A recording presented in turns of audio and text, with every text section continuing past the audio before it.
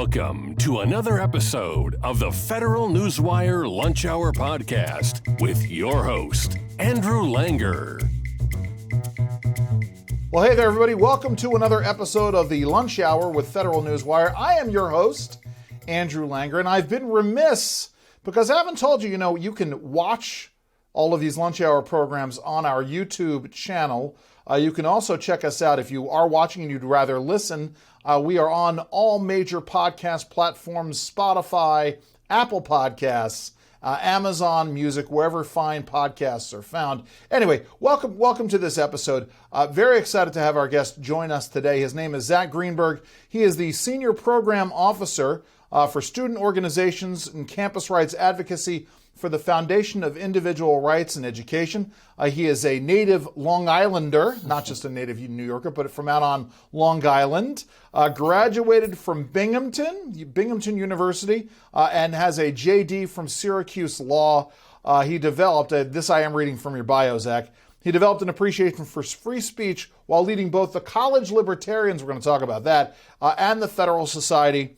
Outside of FIRE, Zach serves on the board of directors of the First Amendment Lawyers Association and the Philadelphia Area Disc Alliance. Yes, we are going to talk about Ultimate Frisbee. Yes. Wait, is it Ultimate Frisbee or is it disc golf? Or am I getting ahead of myself? It is both, all the above, though we focus on Ultimate Frisbee. All right, we will talk about both of those things because I am admittedly more fascinated with disc golf than I am with Ultimate, but we'll talk more about that in a couple of minutes. Listen, we're having you on because of this very recent, kerfuffle's not the right word. We have a situation that's happening on college campuses. We're going to talk about what the Foundation for Individual Rights in Education does. But we have this situation that just happened at Stanford University, specifically the law school. Fill us in as to what happened. What went down there? What's the haps? Sure, and I should say thank you for having me. So, Stanford University, at the law school, one of the elite law schools in America, the Federalist Society chapter there, which is a conservative student group, maybe libertarian, they're nonpartisan, but their goal is to bring in speakers for debate and discussion to the student body. And one of the speakers they brought in was a Fifth Circuit federal judge, one of the highest justices, the highest judges in the land. And it was for a talk about jurisprudence, COVID, the Fifth Circuit, the Supreme Court, general law school stuff. Why this is newsworthy is because before the judge was able to speak, student protesters stormed the room holding up signs and shouting down the judge before anyone was able to even introduce him or have a discussion about this. And this is a classic example of a heckler's veto, using these disruptive tactics to prevent a speaker from speaking. And to be really clear, right, it's not as though this Fifth Circuit judge, and for those of you who don't understand the way it works, we have different levels of federal courts. We have the federal district court, which is sort of the basic level. Then you have the circuits, which are our appeals courts. So this is an appellate judge, and this is the step you take before you go to the Supreme Court, before you take a case all the way to the Supreme Court. We're not going to get into issues of original jurisdiction and all of that, though we could. But the point is, this is not some controversial judge. This is, you and I could probably both name judges, especially on the Ninth Circuit, especially recently, who would be more controversial. This is a fairly, he was a Trump-appointed appellate judge, but nevertheless, not really a controversial judge, was he? Most people in the nation would not have known the judge's name before this event happened. He was just one of the judges on the Fifth Circuit talking to a bunch of law students. That's correct. And so what happened? So they shot him down. And of course, interestingly enough, and I think good for this judge, he actually sort of challenged them back a little bit. And let me also say, Zach, well, I've spoken to Federal Society chapters. I've spoken in arenas where we've had the heckler's veto. Mm-hmm. I tend to engage very pleasantly with. Listen. I thank hecklers for coming out, because to me, when a heckler comes out, it means that clearly I'm doing something right, and what I'm doing is deemed important. I'm that arrogant that I tend to groove on it. But he engages with them. But what happens after? Because then it gets really strange. Yeah, it's really strange. So Stanford has pretty clear policies about this, where the students have to let the speaker speak. It's part of their obligation to protect student free speech rights as an academic institution. So naturally, the student leaders and the judge calls in an administrator to calm things down, to have the talk proceed smoothly as planned. However, the administrator then proceeded to read from a prepared statement about how the university's free speech policies are causing harm and that maybe people should not be allowed to speak about controversial and offensive things. And the judge and the special advisor are sitting there like, what is happening right now? This is our event that we scheduled, and we're not allowing the speaker that we invited, who's taking time out of his day to come speak to the students, to speak to the students. And you know, that's amazing to me. I want everybody to sort of wrap their heads around this for a second and understand what Zach is saying here. So the event is flooded with protesters. Yeah. Right, we get that these things happen, and they're engaging in the heckler's veto. So you do the right thing. You call in an administrator. You don't call campus security. You don't want to bust heads and get the Pinkertons out to do their dirty deeds. So you call in an administrator thinking that there's an administrator who can talk some sense into these students and underscore university policy, which is we invite speakers to campus, we let them speak. And you and I are going to get into the whole purpose of law school in a second and this issue of debate and discussion. And the administrator turns around. So the administrator knew what it was a she, as I recall, she was doing. She reads a prepared statement decrying the federal, essentially doing the opposite of what she was supposed to do, right? Yes, exactly. And this is after the same administrator, or maybe someone in her office, decried the Federalist Society and the judge in an email to the student body about this event. So that there's pretty serious opposition to FedSoc, to the judge, this entire event, throughout this entire endeavor. But the real key thing here is that the administrator, their job is to enforce the university policy, allowing the speaker to speak. And she did just the complete opposite of that, taking up the valuable time and not letting the speaker have the event. So then the law school leadership beyond this dean, they apologized to the judge and they apologized to the Federal Society. Then the students showed up for class. And they, again, continued the debate further, didn't they? Yeah, and then apparently after these apologies, after this whole autopsy for this event, the student protesters of the event then turned their attention to the administrator, to those who apologized and criticized them as well for not doing more to protect the students, protect marginalized voices. So really the administration is getting it from both sides. They're getting it from the free speech advocates who are advocating against them for derailing this event, and also from the students and these progressive groups out there who are decrying them for not doing more to disrupt the event. I guess not have FedSoc or not have considered judges speak on campus.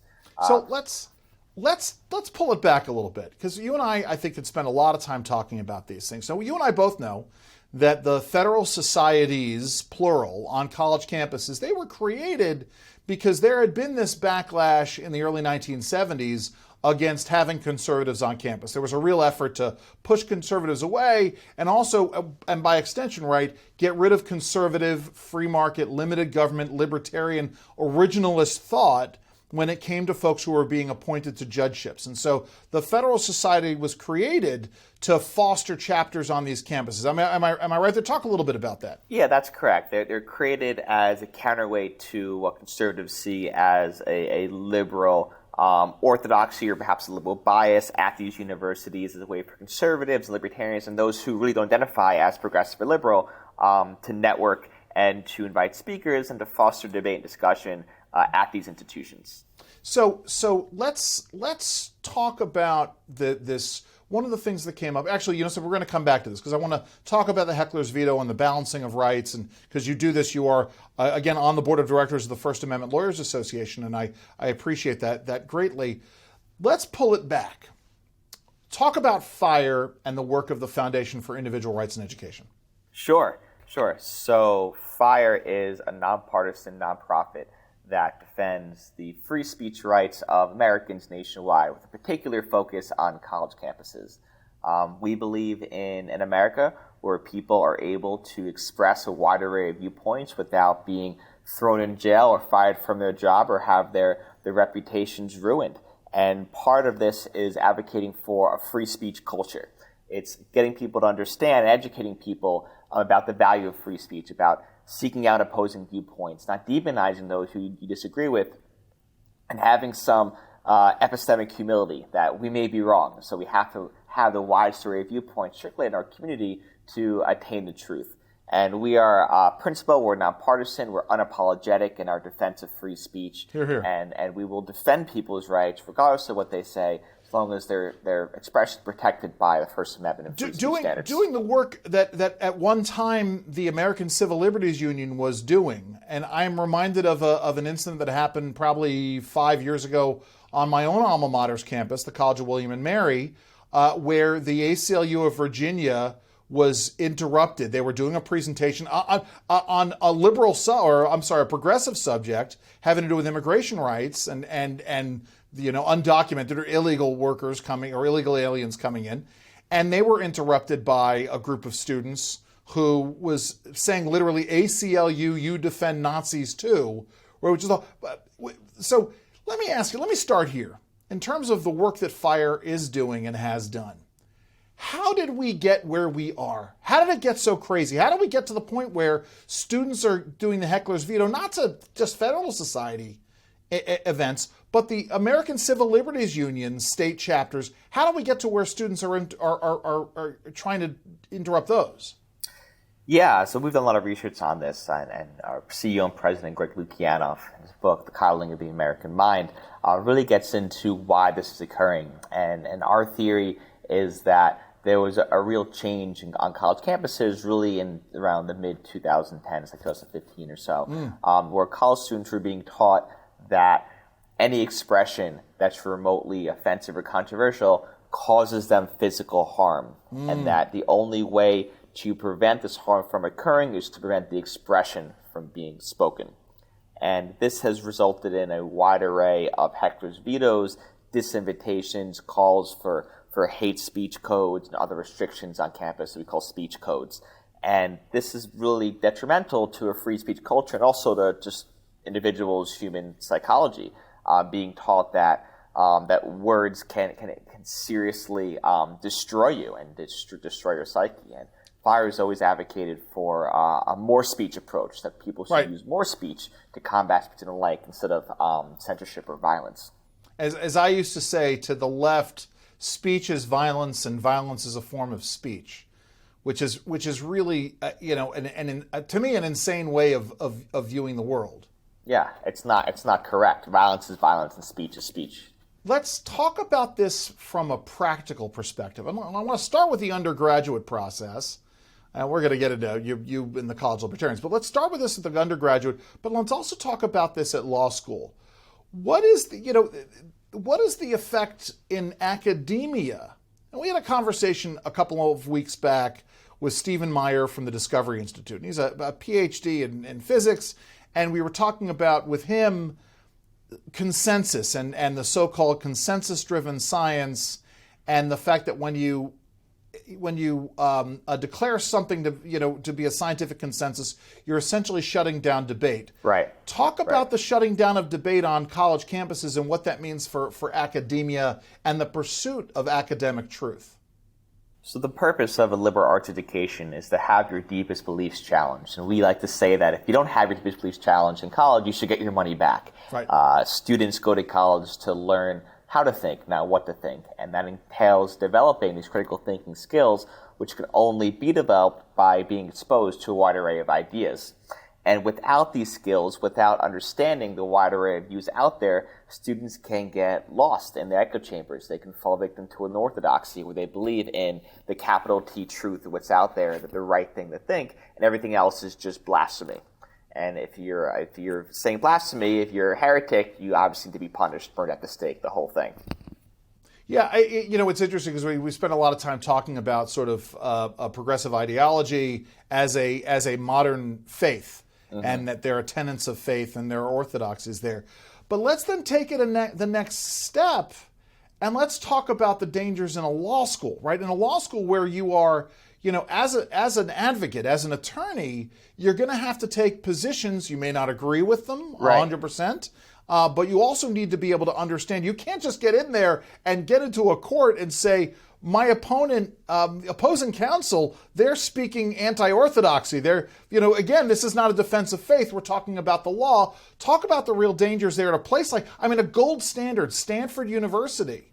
Yeah, talk about that. Yeah, we can maybe forgive physics students for believing in a capital T truth, that there's no real debate here, having the right answer for that. But as you know, in the legal profession, there's really no right answer to a lot of these questions. Right. And it's through a process of sifting and winnowing that we kind of arrive at the truth and figure out what is happening here. And in law school, you have to explore opposing viewpoints. It is attorney malpractice if you are, once you get your license, to not present opposing viewpoints to your argument to the judge. You have to present the best precedent you possibly can in order to win your case. And so to hear law students, not yet lawyers, but students, not want to even listen or not allow others to listen to opposing viewpoints, whether it's judges or just conservative ideas, it's really detrimental to the future of the legal profession. Well, not only that, but for the students to sort of say this and then have an academic officer of the campus sort of support this. I mean, you're right. Greg Lukianoff's book, The Coddling of the American Mind, right? That's what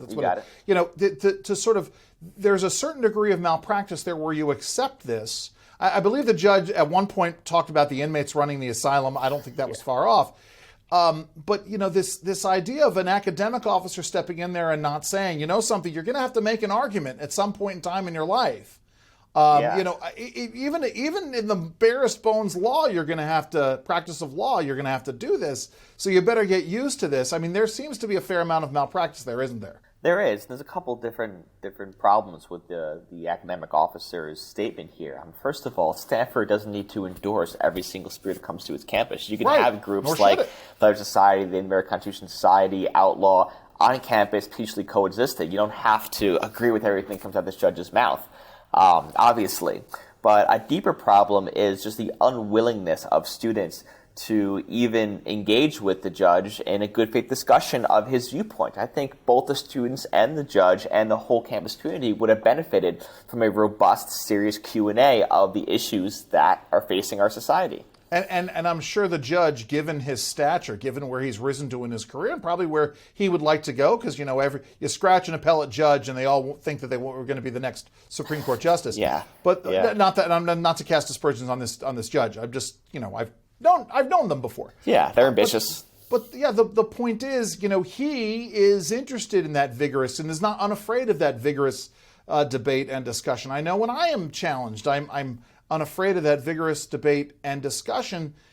And again, from a policy standpoint, right? Because in the end, a lot of these lawyers are going to get out in the real world and they're going to want to solve problems. This judge is talking about solving problems. When you're dealing with a lot of these issues at the appellate level, a lot of them are dealing with public policy problems. Right. We need to be able to have that thorough debate and discussion, don't we? We do, not just during oral argument, but as society, as we get together and determine what kind of laws, what kind of lives we want to live, we need to be able to at least explore these ideas and hold them in our brains.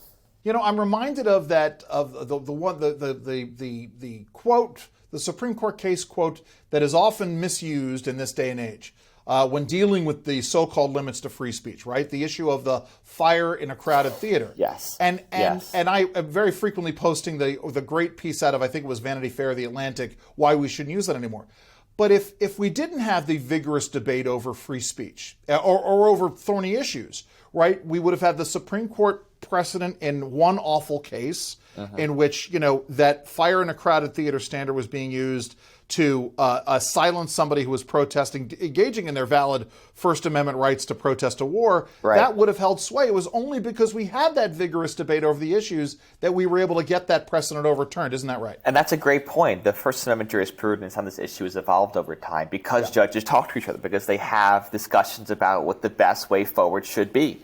And it's important to realize that this standard here, this fire in a crowded theater, was used to punish a anti-war protester, which I think the left would be appalled if they heard that every time they use that statement nowadays. And yeah, the statement doesn't really make any sense either way. I mean, obviously the theater's on fire, you should yell fire. And even if it's not on fire, yell fire nowadays, and no one even lifts an eye. It's kind of like, all right, wow, it's a great movie. Listen, fire alarm goes off in my hotel. I'm staying in my hotel room until somebody comes and knocks on my door and says, "Hey, get out of here." So let me ask you this. So coming back to Stanford, and this issue, and I want to talk about, because I also want to ask you about deplatforming in a second. Sure. So you have the protesters, the hecklers, saying, and this is they pasted a bunch of signs up in the professor's classroom. We were exercising our First Amendment rights. Let's talk about the balancing of rights to speech and expression, and where the boundary lies. Whose rights take precedent? Because obviously, somebody's rights give way to somebody else's rights. Where is the line according to you, or you? I won't say you're necessarily speaking for FIRE on this, but where is the line according to you? This case is so incredibly interesting because it really shows where the line is and where it isn't. Before the speech happened, the protesters came into the room and they silently went to the back of the room and they held signs, a silent protest about why the speaker was bad, which is a great way to protest. Love holding signs. Right? People have been using signs for thousands of years. You can definitely do that. It's not disruptive. It's permissible. They crossed the line when they started shouting at the speaker and disrupting the ability to speak in the audience to hear. And it's tricky because light heckling is allowed. You're allowed to do some yelling, maybe some noise, but banging on tables. It's a function of... I've been guilty of that myself. Yeah, of course. And as a government official, we have the right to protest government officials and to, in some instances, yell at them. But the student group here also has rights. The Fellow Society has a right to have their speaker speak to the group. And if you put the shoe on the other foot here, if a left speaker came to campus, if Joe Biden came to campus and talked about liberal viewpoints, I think they would understand that it would be an issue if the KKK and Nazis came in and started yelling and screaming at him. It's the same thing in regards to the viewpoint. That's why it's so important to have these content viewpoint neutral policies that protect student groups and their free speech rights, regardless of the ideology they're putting forth here. I had a debate with somebody who wrote a book on the Constitution, and I've spent years. Now I don't have a JD, but I've worked for some very with some very talented lawyers, some very talented litigators, including one former assistant attorney general. And so I have more than a basic understanding of the way the law works, both in theory and in practice. And to me, all of these questions are invariably ad hoc inquiries, right? You take a set of factual circumstances and you apply them to the precedent or how we understand the law. Mm-hmm. And I was talking about the ad hoc inquiry with this constitutional scholar, so-called constitutional scholar, and she was very uncomfortable with me sort of weighing out what I call the balancing of interest test, right? Which is that people have rights. When those rights come into conflict, the law is supposed to weigh down on the side of the party that is the more aggrieved, right? And so, I have the right to wave my hands around in a wild interpretive dance, but when my waving around hand crosses the bridge of your nose, that's where my right ends, because you have a right to not be harmed in your person or your possessions. And she didn't like that. Want to get your thoughts? It's always a balancing test, isn't it? It's somewhat of a balancing test here, and I think when it comes to free speech rights, it can be difficult to understand the notion that we should let others speak so that they can let us speak.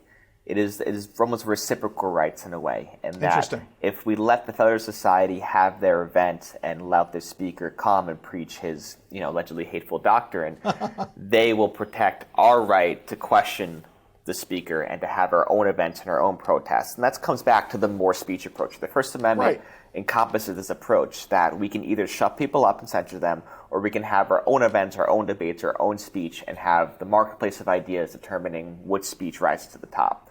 That's really the test here. It's really the framework that we use to figure out who can speak and who can't speak. Plus, there's a certain benefit in the more speech universe to letting folks that we disagree with and we think are idiots expose their idiocy. Absolutely. Michael Greva, who was at Mercatus and he was on the board of the Competitive Enterprise Institute, he basically talked about this, that if you have somebody say something stupid, it essentially puts a sign over their head in big neon letters saying don't listen to me, and we should want this. Don't. And I'm sorry, there's a converse to this, which is when you don't allow people to speak, bad ideas fester underground, right? Yeah. So, go ahead. And taking your analogy one step further, we want to know who the idiots are, right? That's important. But we also want to know who the really, really awful, terrible people are. Yes. We need to allow people to say bad things. We need to know what the world really is, what people really think. There's a famous quote in the speech where there's a Jewish student stands up and says, look, if there's a Nazi in the room, I want to know who they are. Sure. So I don't have to turn my back to them. Exactly. Which is the argument for allowing Nazis to talk. Right. There's that, and then there's the issue of exposing, Nazism to ridicule, which is the only way you show that it has no power over you. Right. Listen, right. It got me. There was a guy, not to completely digress here. No, please. There was a guy who in Maryland who was very offended that his local theater was doing their own local production of The Producers. Because he felt that it glorified Nazis because you were putting Nazis on stage.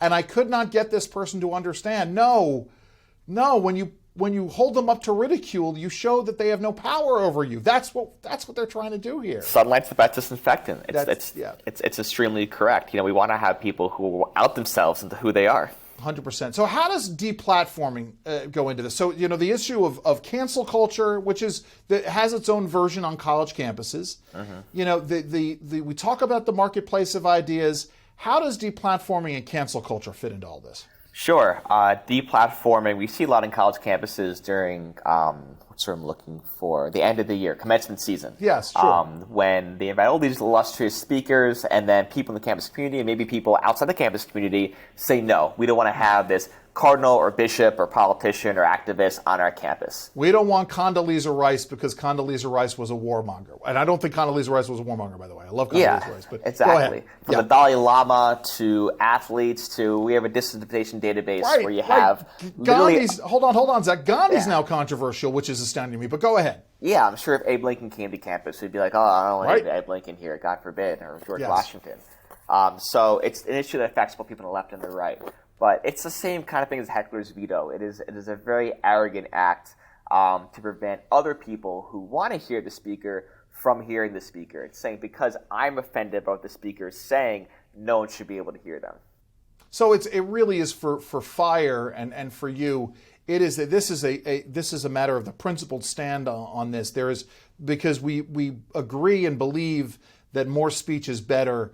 The act of the act of canceling somebody may be the marketplace of ideas acting, it's the wrong thing to do because, right? That's what we're saying here? Right. It shows a corrosion of free speech culture in college campuses that we're going to deplatform and cancel speakers because we don't like their viewpoints, their ideology, or even their life story.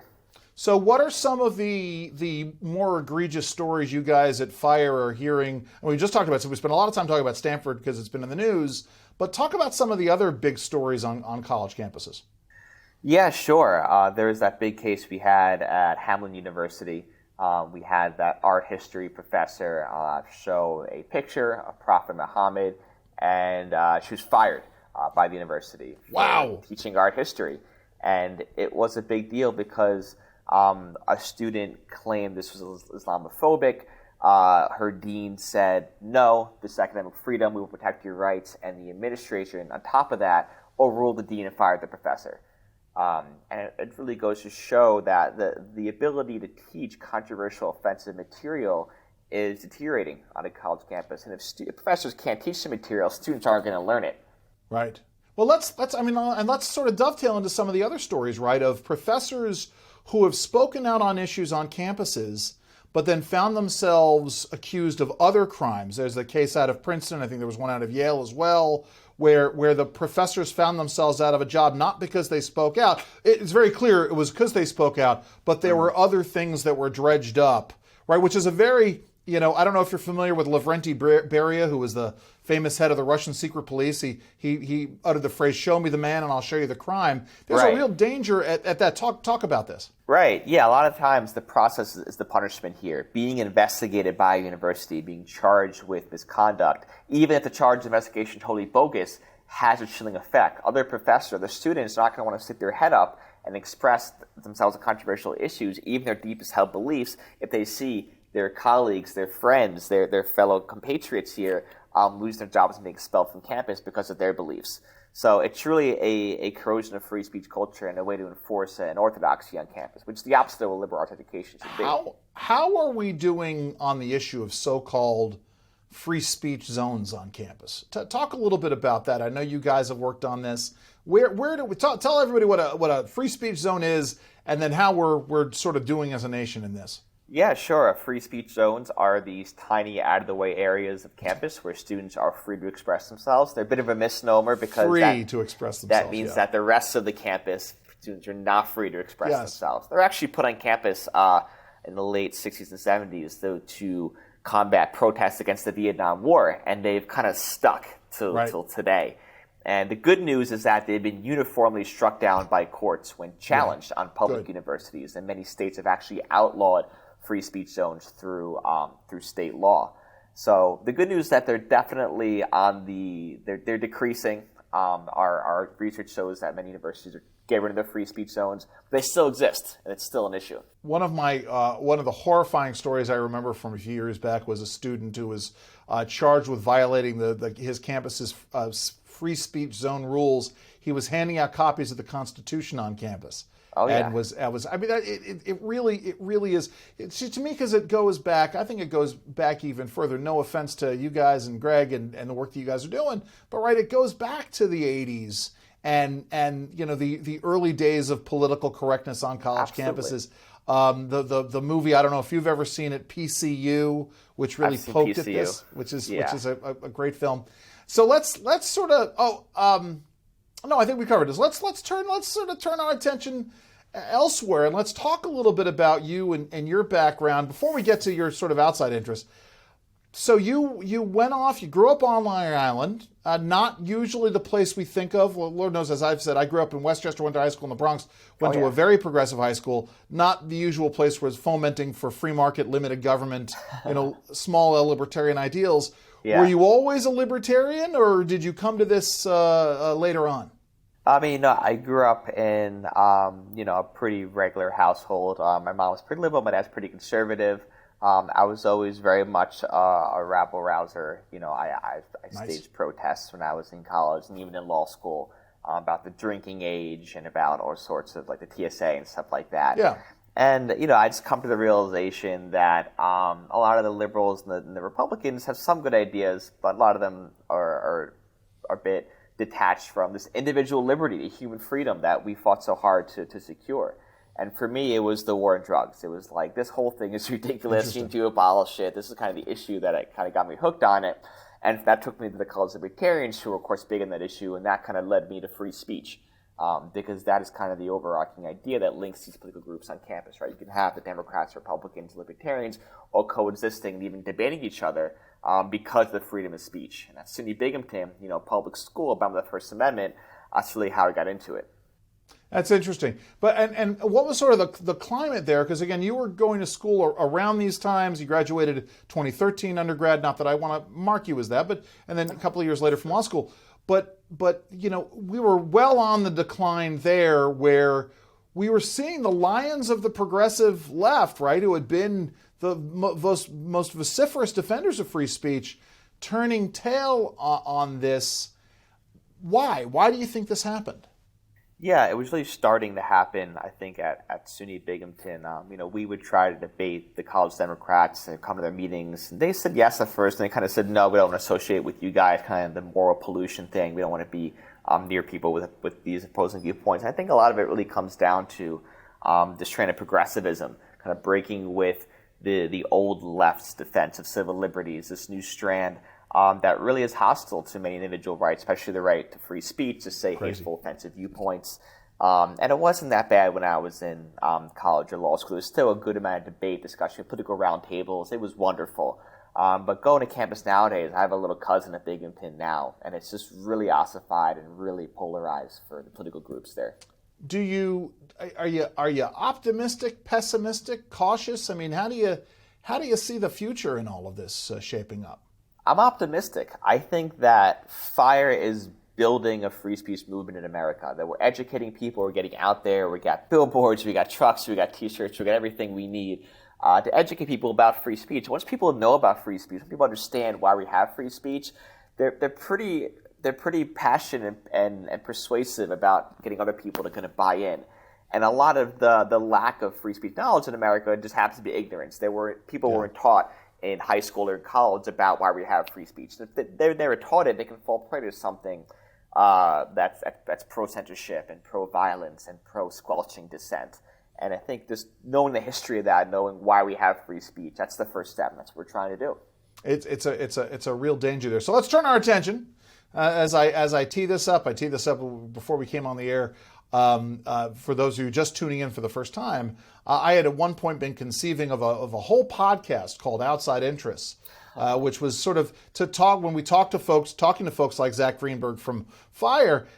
Zach is not just one-dimensional. He doesn't just do policy work, but to find out what the outside interests of people, to sort of rehumanize you, because that's the other part of this, Zach, isn't it? We have debates and discussions so that we can hear each other's ideas. But it's also important to find that common ground. So, ultimate frisbee, disc golf, and I know you said this. Listen, I gotta say, I am fascinated by the resurgence of disc golf. Like, I didn't know until I was working for a radio station in Baltimore, and there's a park in Baltimore that has a really nice disc golf course. Not that I would necessarily want to play disc golf in the center of Baltimore, but because you take your life in your own hands. It's true.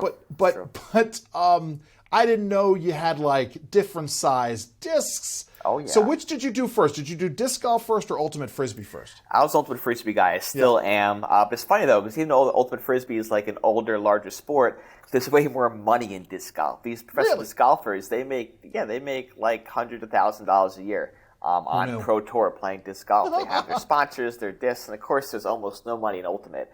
Yes. We have a professional team in Philadelphia. The players get paid like $5,000 a year, for the whole season.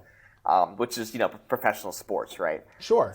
So it's funny, but I was an ultimate frisbee guy. My dad taught me to throw a disc when I was like 5 years old, and I've been playing in Philadelphia for the last 7 years, and I love it. So, but you've been playing ultimate. You played in college. You played in law school. Little bit. I really focused on my studies. Yeah, it's funny because when William and Mary's current president, Catherine Rowe, when she first came to campus, that was a big thing. Is that she and her husband are both big ultimate players, and they played up at Smith, and then disc golf. When did you pick that up? Yeah, so a little bit during the pandemic, I played a little bit of disc golf because there's an ultimate. All you could do is go outside and throw these lids at these holes, and it was fun. But ultimate frisbee has the running. Hold on, so you call the discs in disc golf, you call them lids? Call them lids. Okay, and you have at least 3 different kinds when you play. Well, just like golf, you have your putters, your drivers, you have your long ones, you have your heavier ones, and you have a big bag of them. It's a whole thing.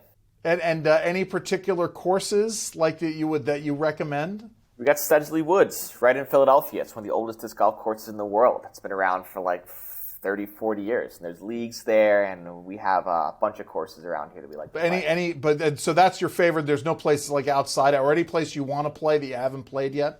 No. This disc golf course is everywhere. Yeah. A funny thing that people say is that frisbee players call disc golf frolf and ball golf, and they call golf ball golf. So people are like, oh, do you mean disc golf or ball golf? I'm like, I mean, disc golf, frolf. That's so funny. That's awesome. So how do folks find out more about the work that you're doing and the work that FIRE is doing? Sure. thefire.org. We have a website. It's all of our breaking news, our data, our stories there. You can submit a case if you feel like your free speech rights were violated. And it's something we encourage people to do and to check us out. If you have any questions about it, happy to answer them. Zach Greenberg from FIRE, the Foundation for Individual Rights and Education, thefire.org. Thank you so very much for joining us today. Thank you for having me. Pleasure. And this has been another episode of the Lunch Hour with Federal Newswire. I'm Andrew Langer. Enjoy the rest of your lunch. This has been the Federal Newswire Lunch Hour Podcast, hosted by Andrew Langer. Check out the Federal Newswire's family of websites, as well as their social media stream